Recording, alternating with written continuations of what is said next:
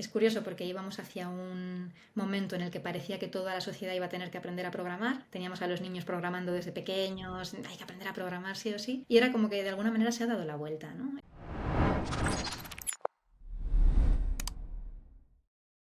Hola, muy buenas, bienvenidos otra vez a Dale Play al Digital. Hoy vamos a hablar de algo que, bueno, parece curioso, pero es el pan nuestro de cada día, que es la inteligencia artificial.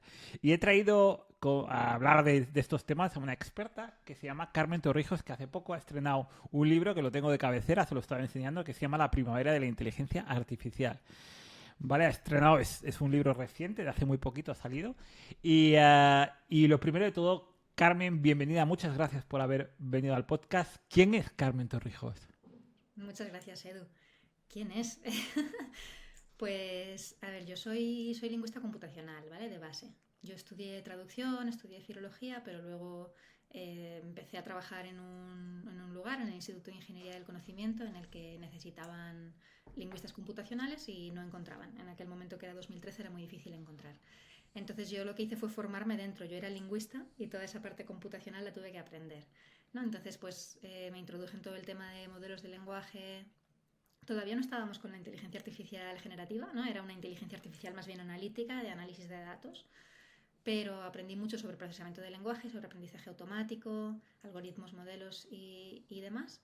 Y bueno, he seguido trabajando en eso, estuve allí trabajando 9 años y ahora soy responsable de inteligencia artificial en Prodigioso Volcán y me dedico a aplicar toda esa inteligencia artificial, tanto analítica como generativa, a proyectos de comunicación y creatividad y diseño. Muy, muy interesante. Carmen, lo primero de todo, la inteligencia artificial, porque has comentado algo muy, muy importante, y no es nada nuevo, eh, surge a partir de algo que creo que se acuña de McCarthy en el siglo XX, es decir, hace bastantes años. ¿Por qué se ha producido rápida aceleración o disrupción a lo que en 2023 se ha convertido como en algo tan democrático? Quizás con OpenAI, pero es como la punta del iceberg de algo más grande. Sí, yo creo que ha habido un giro de la atención de la gente hacia la inteligencia artificial por el hecho tan sencillo y tan natural como de que lo pueden probar. Y antes no podían probarlo, ¿no? Antes era una cosa que estaba solamente limitada a la gente que programaba, a la gente que podía escribir código a un nivel bastante alto y que podía interactuar con estos sistemas y recibir respuestas, pedir cosas. Los sistemas generativos ya existían como desde 2015. Pero claro, esta tecla que toca OpenAI de abrirlo a la gente, de permitir que la gente lo pueda probar, yo creo que es la clave de todo porque es una revolución que no es solamente tecnológica, que es una revolución social, ¿no? Que permite que mucha gente se acerque a la inteligencia artificial y entonces empiece a opinar, empiece a hacer sus propias producciones. Hay mucha gente que está programando otros sistemas a partir de lo que OpenAI permite, que son grandes modelos que no puede entrenar todo el mundo, ¿no? Entonces, esto lo ha cambiado todo. Esto ha hecho que más o menos desde el año 2020 hasta ahora la inteligencia artificial no sea la misma que la IA de la que hablábamos, pues eso, más o menos hasta 2020. ¿Y por qué la gente tiene... Hay un poco de pavor, miedo. Yo en el libro oigo una expresión muy, muy curiosa que es el síndrome de Frankenstein. ¿Por qué sucede esto? Bueno, lo que decimos precisamente en el libro, José Carlos Sánchez, que es el otro autor, y yo, es que esto es una narrativa que nos hemos contado. Entonces, todo es una narrativa, todo es una historia, y la inteligencia artificial en gran medida también es una historia que nos hemos contado desde el principio de una determinada manera, en unos determinados marcos narrativos, pues por ejemplo de humano contra máquina, ¿no? Siempre esa cosa de Kasparov contra Deep Blue, cuando en realidad es una herramienta que el hombre utiliza, ¿no? Que el ser humano utiliza para mejorar su vida y no algo que venga de otro lugar ni a quitarnos trabajo, ni a empujarnos, ni a extinguirnos, ¿no? Entonces todas esas narrativas que vienen muy alimentadas por la ciencia ficción, por la crónica periodística, han influido mucho en cómo ahora percibimos esta tecnología. Cuando llega el momento en que se democratiza y todo el mundo la puede usar, ese miedo se hace más patente, ¿no? Porque todo el imaginario que hemos construido hasta ahora iba en ese camino. Entonces lo que hay que hacer es darle la vuelta a ese imaginario, cambiar la agencia, ¿no? No es la inteligencia artificial la que hace cosas, sino que somos nosotros los que hacemos cosas con inteligencia artificial. Es un perfecto copiloto, entonces. Eso es un copiloto. De hecho, lo que ha hecho Microsoft es sacar algo que se llama Copilot, ¿no? Que tiene mucho sentido como nombre, que es un nombre que ya existía, que se lo han robado a Git, que era un analizador de código que te mejoraba tu código, ¿no? Ya se llamaba Copilot, pero a Microsoft le ha gustado tanto el nombre que se lo ha quedado para lo que va a ser la integración de los modelos GPT en todo lo que ya conocemos en casa, en Word, en PowerPoint, en Excel, ¿no? Lo vamos a tener metido en un montón de cosas que utilizamos todos los días, y ahí sí que eso va a ser una revolución también, o un escalón más de la revolución. En este momento da la sensación de que se está cociendo algo interesante en el mundo de la inteligencia artificial. ¿Hasta qué nivel va a introducirse esta inteligencia artificial dentro de nuestras empresas? Yo creo que la democratización ya es grande, los sistemas, o sea, introducir inteligencia artificial ya es mucho más barato que hace 5 años, y va a seguir así, ¿no? Va a seguir haciéndose, pues como al principio no todo el mundo podía tener un ordenador y ahora sí, pues es el mismo proceso de todas las revoluciones tecnológicas, ¿no? Como Internet también. Entonces sí creo que va a tener una penetración en el tejido empresarial muy importante. Hay muchas pymes que no podían permitirse grandes desarrollos y que ahora ya con una o dos personas y los modelos que hay existentes que se comparten en abierto ya pueden hacer muchísimas cosas que antes no. Y pienso que se va a instalar en muchísimos procesos, tanto la inteligencia artificial analítica que ya teníamos como la nueva IA generativa, en las dos partes, ¿no? El sector, por ejemplo, de la creación de contenidos está ya utilizando inteligencia artificial. No está siendo sustituido en absoluto, pero tiene una nueva herramienta muy potente que le permite producir contenido de otra manera, ¿no? Y esto ha abierto también, de alguna manera, la generativa ha abierto las puertas a cosas que se podían hacer ya, pero que no les habíamos prestado mucha atención, ¿no? Como el procesamiento del lenguaje natural. Ahora muchos más clientes piden este procesamiento del lenguaje natural, este acercamiento a la IA, no porque sea IA generativa, sino porque a través de una han descubierto la otra, ¿no? Entonces eso es interesante y yo creo que va a tener una explosión en los próximos años. Cuando hablamos de inteligencia artificial generativa y el tema del lenguaje, ¿no crees que también es una forma de acercar el mundo de los interfaces de software a algo más asequible? ¿No? Porque es algo muy interesante. Lo que hizo ChatGPT es poder hablar con la máquina, que era algo que era muy difícil. El interfaz era como los software o los RPs actuales, son como muy duros, ¿no? Con una interfaz, con un montón de formularios. ¿Crees que este panorama va a cambiar próximamente? Sí, porque creo que lo de ir a una web, hablar con ChatGPT, se va a acabar pronto.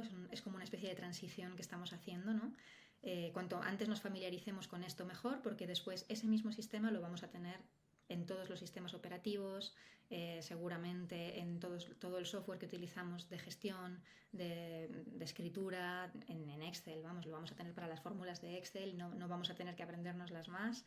Y de alguna manera el texto, el lenguaje, el prompt, ¿no? Ese prompt que le damos a la máquina para que haga lo que queremos, se ha convertido en el nuevo código, ¿no? Es curioso porque íbamos hacia un momento en el que parecía que toda la sociedad iba a tener que aprender a programar.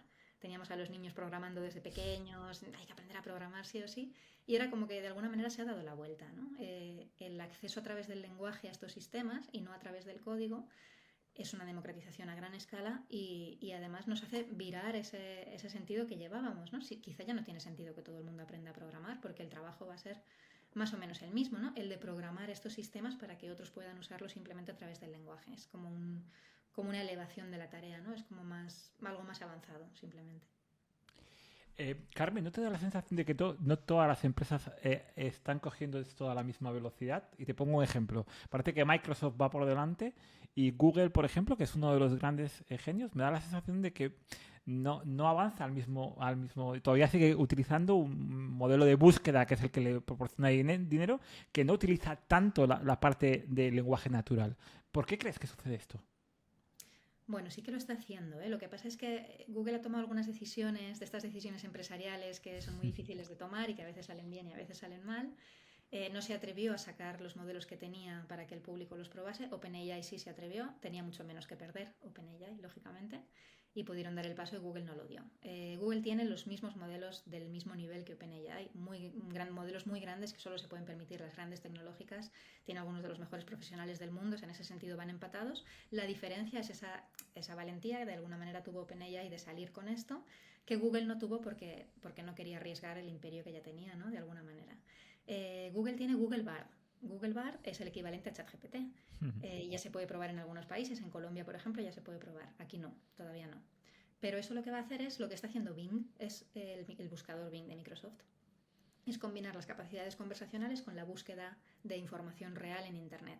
No es que la información que nos vaya a traer sea verdad, pero vamos a tener lo mismo que teníamos con la búsqueda en Google, solo que en lugar de tener una lista de vínculos, tendremos una conversación, ¿no? Tendremos un asistente que nos habla, que nos construye un discurso y que nos dice de dónde ha sacado la información. Que esto ya hay algunas herramientas que lo hacen, pero la integración de las dos cosas en ChatGPT Bing y en Google Bard todavía tiene sus fallos.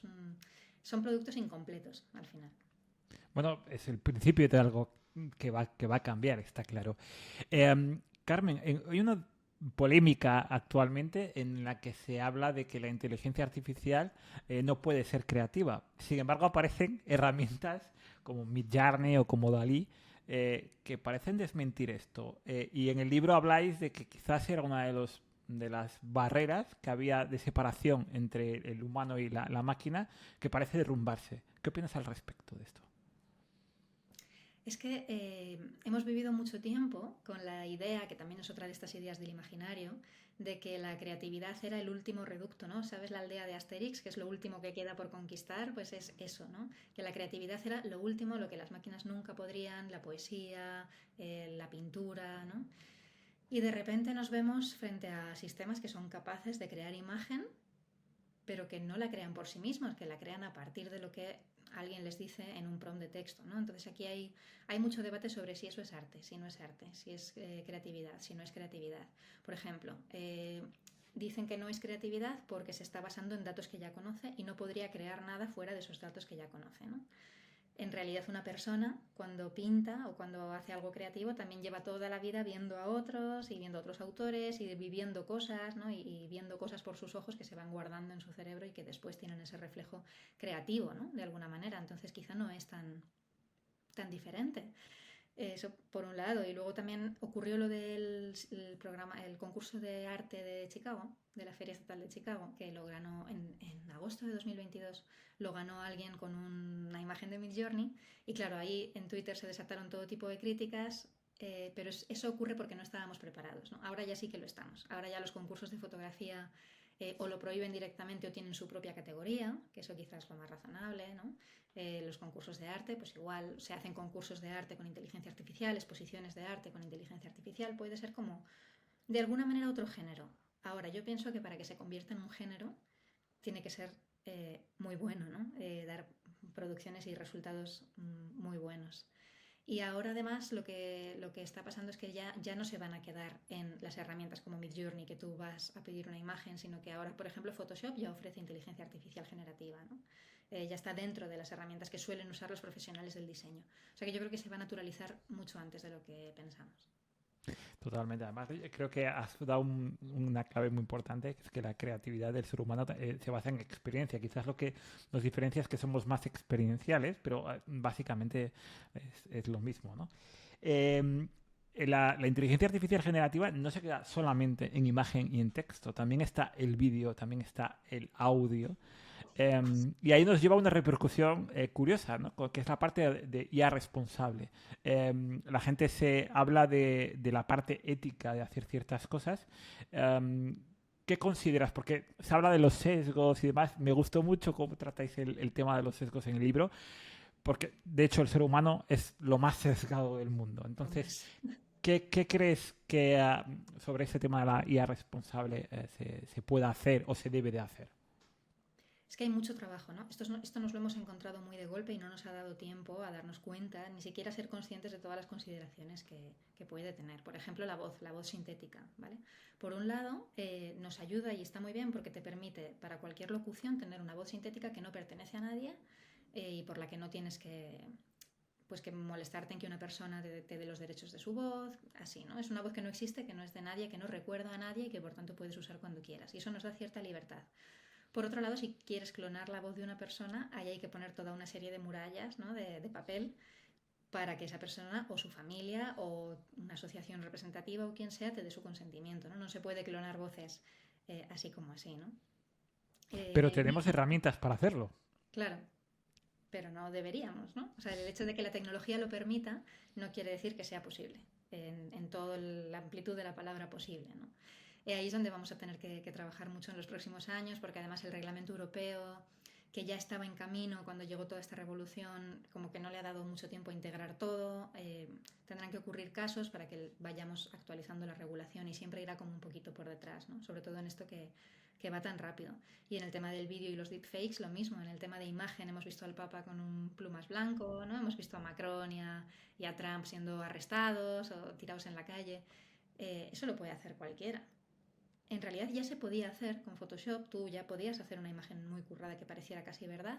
El problema es que ahora lo puedes hacer más rápido y lo puede hacer casi cualquier persona, ¿no? Esa es un poco la diferencia. Todas estas historias de contar dedos y contar dientes para ver si está creada por IA o no, tiene los días contados y va a llegar un momento en que no vamos a poder distinguir una foto real de una creada, generada. Y eso lo que quiere decir es que la fotografía, que ha sido una de nuestras grandes fuentes de verdad, deja de serlo. Y eso es importante. Claro. Esto también repercute en que ciertas profesiones tienen un mayor riesgo de quedarse fuera del sistema.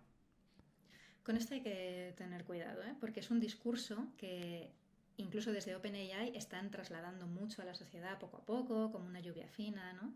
Porque de alguna manera interesa, porque es la misma gente que está creando los sistemas que luego tendremos que comprar, está generándonos la necesidad y está diciéndonos, no, tú echa a gente porque mis sistemas te van a resolver esta tarea, esta otra, ¿no? O sea, deberíamos llevarlo desde un punto de vista un poco más analítico y un poco más escéptico de, bueno, vamos a ver primero qué pasa, ¿no?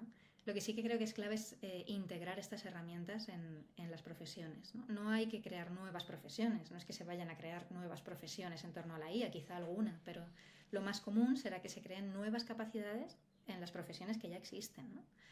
Los periodistas necesitan nuevas capacidades porque ahora hay unos asistentes de escritura muy potentes y no tendría ningún sentido que no lo usasen, ¿no? Es como si no hubiéramos querido usar la calculadora porque a lo mejor vamos a dejar de saber contar. Bueno, pues es que nos facilita mucho la vida, nos acelera, nos agiliza, ¿no? Y eso es más importante. Pues con esto es un poco lo mismo, dejando al margen en qué momento de nuestra vida, en qué momento de su vida el ser humano debería utilizar un asistente de escritura, si no debería antes aprender a escribir, ¿no? Eso es como otro debate, es todo el debate de la educación que se queda un poco a un lado. Pero en cuanto a las profesiones, yo creo que la clave son las nuevas capacidades y apostarlo todo a la formación, a la capacitación y a la reinvención de los perfiles, pero ir con eso a tope en todos los sectores. Y eso creo que es lo que deberíamos hacer, no empezar a prescindir de gente, y es un poco lo que intenta el libro, que la gente no se quede fuera ya de entrada, ¿no? Sino que tengan la oportunidad de leer sobre ello, de informarse, de probarlo, de integrarlo en lo que saben hacer y de tener esa oportunidad de no quedarse fuera, que debería tenerla todo el mundo. Totalmente. Bueno, has comentado el tema de la educación. Yo creo que la educación, hace poco también pasó por el podcast de Enrique Danz y nos comentaba que en su máster ya estaban utilizando en el día a día en los exámenes ChatGPT porque forma parte del día a día. Es decir, tenemos que acostumbrarnos. Otra cosa es que, claro, estamos hablando de un perfiles de gente más senior, más adulta, y primero tendrás que enseñar a escribir, a leer a la gente como hemos hecho hasta ahora. Pero quizás a lo que acabas de comentar, ¿no me te da la sensación de que el cambio está siendo tan acelerado que quizás haya gente que le vaya a costar más reinventarse? Como en todas las revoluciones tecnológicas, ¿no? Pero mira, yo hablaba con una periodista de Radio Nacional hace poco y le decía, porque yo no he vivido yo viví Internet, pero yo tenía 12 años, ¿no? Entonces tampoco lo he vivido tan conscientemente. Pero yo le decía, cuando llegó la digitalización, cuando pasasteis de lo analógico a lo digital, fue tan rápido como ahora, fue tan fulminante, y me dijo, no tiene nada que ver. Tuvimos tiempo de aprender, de hacer cursos, de reinventarnos, de adaptar todos los ficheros, de digitalizar todo, y tuvimos un tiempo más razonable. También había más o menos que correr, pero sí que fue como más progresivo, ¿no? Como íbamos adaptándonos más progresivamente. La introducción de Internet, lo mismo, ¿no? Yo creo que fue un poquito más pausada. No teníamos redes sociales, no teníamos esto tan frenético que tenemos ahora, este ritmo tan frenético que hay, en el que parece que te estás perdiendo algo todo el rato, ¿no? Ese FOMO del que hablamos también en el libro, que nos ha hecho sufrir mientras escribíamos el libro, porque no dábamos abasto a integrar en el libro todo lo que queríamos, que iba saliendo, ¿no? Estábamos escribiendo casi en tiempo real lo que estaba ocurriendo. Creo que se refleja en algún punto. Y la editorial nos decía, tenéis que cerrar ya, tenéis que cerrar el libro, y no había manera porque seguían ocurriendo cosas. Marzo de 2023 fue un mes frenético, ¿no? Salieron GPT-4, el Copilot, muchísimas cosas que ocurrieron en ese mes que yo creo que no lo vamos a olvidar nunca y que era como, si es que no podemos absorber esto, ¿no? Entonces sí que hay gente que lo puede encontrar más difícil, pero también creo que tenemos muchas más armas, muchas más capacidades de difusión, de divulgación y de formación para que la gente se enganche al tema y vayamos todos, cuanta más gente mejor, en el mismo barco y a la misma velocidad. Carmen, cuéntanos un poco qué es lo que haces ahora mismo a nivel de consultoría para empresas y demás. ¿Cuál es tu trabajo actualmente cuando llegas a una pyme o una gran empresa en relación con la inteligencia artificial? Normalmente tienen mucho síndrome del elefante en la habitación, sienten que hay algo ahí que tienen que abordar, que no lo han hecho, que van tarde, que se les está echando el mundo encima, ¿no? Y tenemos mucha labor de cambio cultural. O sea, no es solamente la parte tecnológica, que hay gente que te viene directamente con esa, ¿no? Quiero integrar esto, quiero métricas, cuánto voy a ahorrar. Hay gente que viene mucho más enfocada a eso. Y nosotros les convencemos de que esto hay que hacerlo como un cambio integral, ¿no? Como un cambio cultural. Primero hay que observar tus procesos de trabajo, ver dónde se puede integrar, pero antes que eso hay que hacer una fase para comprender muy bien cuáles son esos flujos, ¿no? Y cómo trabajan tus personas, cómo trabajan tus equipos, en qué equipos vamos a encontrar más rechazo, más escepticismo, más dificultad, más resistencia al cambio, y abordar esos problemas desde lo antes posible, ¿no? Empezar con el cambio cultural incluso antes que con el cambio tecnológico, para que todo luego vaya más fluido. Y te aseguro que hay que desplegar, o sea, hay que hacer todo un despliegue, ¿eh? de herramientas de todo tipo, talleres, formaciones, guías, manuales, un montón de cosas para que la gente lo use, la gente esté cómoda, no causes ahí un malestar entre la gente que de pronto piense que está pasando, nos van a sustituir a todos, ¿no? Y hacer poco a poco, con lluvia fina, no hacer calar esta idea de que es una asistencia, de que lo que hacemos es ganar tiempo en nuestro trabajo, mejorar nuestro trabajo y, y luego ya sí ver en qué puntos esto de verdad nos ayuda a ganar tiempo. ¿Y en qué puntos no? Es que no es magia, ¿no?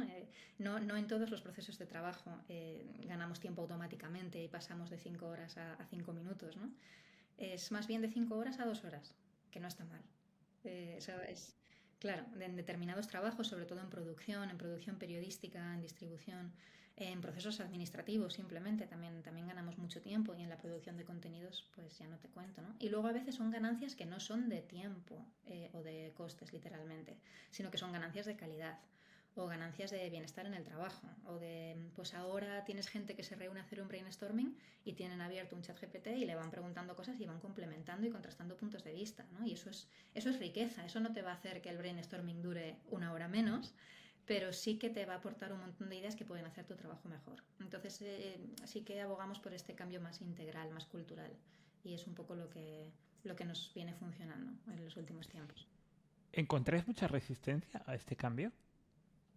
A ver, estamos sesgados ahí porque piensa que cuando vienen ya quieren hacer ese cambio, Claro. ¿no? Entonces, bueno, pero sí, hay momentos de resistencia, hay momentos de escepticismo, hay momentos incluso de esa primera fase de negación total, ¿no? De no me vale para nada, porque yo lo que quiero es que yo le diga, escribe una nota de prensa y me la escriba. Y entonces se desesperan un poco cuando ven que tienen que darle contexto, escribir un prompt así de largo. Hay un poco de valle, ¿no? Que es como la curva de Garner, un poco de valle de desilusión y luego ya a partir de ahí se va remontando y es cuando llegamos a una meseta productiva. Es más bien eso. Más que una resistencia, es una primera fase de esto no vale para nada, ¿no?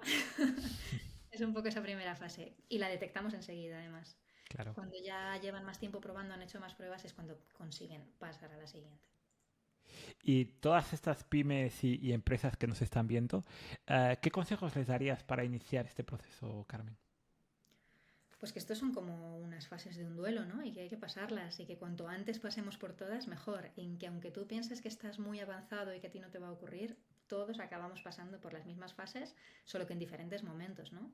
Entonces, cuanto antes te lances al recorrido, mejor. Cuanto antes empieces a integrarla, cuanto antes empieces a hablar de ella con naturalidad, cuanto antes se vaya el elefante en la habitación, mejor, ¿no? Y que además va a llegar un momento que es que no va a haber elección, ¿no? Que ahora mismo tú tienes que ir proactivamente a usar ChatGPT, pero va a llegar un momento que ChatGPT va a venir a ti y va a estar integrado en todo lo que usas. Entonces, ahora, o sea, que aunque parezca que se les ha ido el avión, en realidad todavía estamos a tiempo. Todavía estamos a tiempo de familiarizarnos con esto, de conocerlo bien, antes de que lo tengamos en todas partes. Has comentado también antes algo que me parece muy interesante, y es quizás el exceso de bombo puede generar que se utilice a veces como una moda y no como algo útil. Claro, igual que la sostenibilidad, igual que todo. Pero bueno, es que eso no es un problema de la IA, ¿eh? Eso es un problema Claro. humano que tenemos con todo, que algo se pone de moda y entonces ya no sabes si alguien lo está haciendo porque de verdad cree en ello y lo quiere hacer o solamente porque está de moda y porque quiere asociarse a ello de alguna manera, ¿no? Pero bueno, eso se detecta también rápido, porque una cosa que nosotros decimos es que cuando usas IA en un proyecto, sea un proyecto creativo, un proyecto de comunicación o de cualquier tipo, la IA tiene que tener una misión, tanto para tu equipo que la está usando como para cuando lo vayas a contar. Esa misión puede ser mil cosas, conectar el mundo físico con el virtual, alguna labor social, reflejar una idea que no se puede reflejar de otra manera, pero tiene que tener una misión por la que estás haciendo ese proyecto con IA y no sin IA, ¿no? Para que no sea usarla porque sí, que es un poco el problema. Pero bueno, pasa lo mismo con el cambio climático, pasa lo mismo con la igualdad de género, es que se me ocurren tantos temas que tienen un washing detrás, ¿no? Que sí, que este es uno más. Hace poco también nos comentaba alguien en el podcast que la llegada de la inteligencia artificial es posible que haga más humanos al ser humano. Y me explico, la idea es, muchas veces nos hemos visto anclados en trabajos repetitivos muy procesos máquinas. Y ahora esto cambia, ¿no? Sí, porque eso es lo primero que vamos a hacer, dejar de hacer ciertos trabajos muy repetitivos, ¿no? Y que no tienen mucho sentido. Una persona que está escribiendo notas de prensa que son todas iguales, es que al final se harta de su trabajo, ¿no? Si esto le permite dedicar más tiempo a pensar la nota de prensa y menos tiempo a escribirla, ya está ganando y ya de alguna manera está elevando su trabajo y lo está haciendo más humano. O sea que en todos los trabajos, y yo espero que no sea solamente en los digitales, ¿no? Tenemos una pequeña burbuja de los trabajos digitales en los que todos entendemos de qué estamos hablando, pero hay muchísima gente que trabaja en el mundo, en el mundo físico y analógico, no en una pantalla, ¿no? Y yo espero que la inteligencia artificial llegue también a aliviar trabajos que son muy duros y que no deberíamos hacer, ¿no? Y que esa gente pueda elevar su trabajo también y dedicarse a algo menos desgastante, ¿no? Y un poquito más adecuado al ser humano. ¿Y qué novedades vamos a ver próximamente? Si puedes, puedes decirnos. O esto es algo que es impredecible por lo que ha sucedido en 2023. Pues hay dos formas de evolución, ¿no? La disruptiva y la incremental. En incremental sí que está un poco más claro que vamos a tener, las voces sintéticas están ya, van a estar muchísimo mejor. Bueno, de hecho nosotros tenemos una especie de campo de pruebas que se llama Relatos Sintéticos, que es un podcast que está en Spotify, que se puede oír, que hicimos en octubre de 2022. Lo vamos a repetir en octubre de 2023 seguramente y lo que queremos es ver ese cambio en las voces sintéticas, ¿no? Cómo han mejorado en todo, en ritmo, en naturalidad, en dicción, han mejorado muchísimo. Con GPT-4 ya hemos visto un gran cambio, yo creo que seguirán llegando versiones, ese GPT seguirá sumando números y tendremos más capacidad de razonamiento, entenderán mejor lo que pedimos, se repetirán menos, serán menos pesados, porque este todavía es un poco pesado, ¿no? Y luego creo que habrá una integración. O sea, no puede ser que sigamos teniendo a Siri, a Alexa y esta gente tan limitadas cuando en realidad tenemos una tecnología tan potente, ¿no? Tiene que haber más integración en los sistemas que usamos todos los días. Eso es lo incremental, lo que más o menos se puede ver. Lo disruptivo es impredecible. Igual que no podíamos saber que iba a ocurrir esto y que iba a tener este impacto, pues no podemos saber lo que va a pasar el año que viene. No, totalmente. Carmen, ¿dónde te puede encontrar la gente? Porque lo que nos estás contando ya es bastante interesante. Si tienen más preguntas, eh, ¿cómo pueden llevarlo a su vida profesional? ¿Dónde me pueden encontrar? En LinkedIn. Es como mi segunda casa. Paso ahí mucho tiempo y ahí si me escriben seguro que les voy a contestar. Y bueno, en Prodigioso Volcán, que seguimos trabajando con estas patas de formación, de consultoría, de proyectos creativos, integrando la inteligencia artificial pues lo mejor que podemos. Bueno, pues muchas gracias. Yo creo que has tocado los temas más importantes de todo lo que nos está viendo, que como os dices es una disrupción que estamos viendo recién llegada y que va a cambiar totalmente todo. Y también con una, creo que visión muy positiva de decir, bueno, esto ha llegado aquí, es como cualquier otra revolución. Estamos en la quinta revolución ya industrial, no sé, ya he perdido la cuenta. Pues esto es algo que ha llegado para quedarse. Muchas gracias por tus palabras y por acompañarnos en el podcast y nos vemos para las redes. Muchas gracias a ti, Edu. Hasta luego.